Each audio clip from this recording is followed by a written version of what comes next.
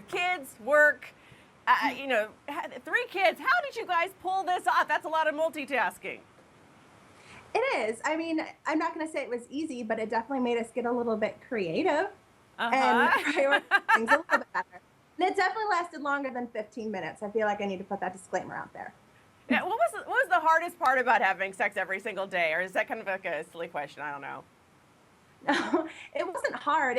I think it was difficult at first just um, because it was a lot of emotions that I dreaded having. Uh The huh. act wasn't the problem. It was that I was always really anxious and uncomfortable. I was insecure and I had a lot of fear associated with it.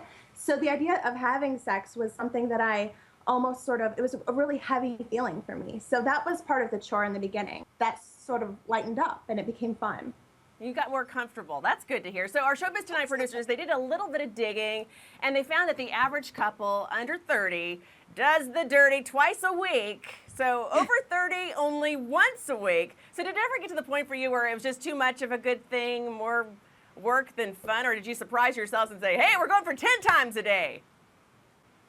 Well, no, we didn't do it 10 times a day, but it definitely became less, it became less work and it became more, once I got out of my head and sort of got out of this sort of feeling of me not being comfortable in my skin, I began to pay attention for the first time in a long time.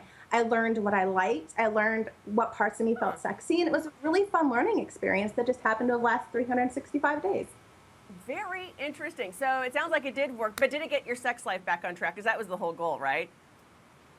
Yeah, actually, it was more about me. It was in a selfish sort of way of really sort of taking charge about how I feel in my skin. I think we're responsible for our self confidence and our strength and our body issues. And a large part of that was, with my husband's help, getting me to a place where I felt as sexy as he saw me. And that was important to me. And it really didn't, our marriage was never in trouble. It was never sort of like a saving our marriage sort of thing, but it was definitely just an act of showing it respect.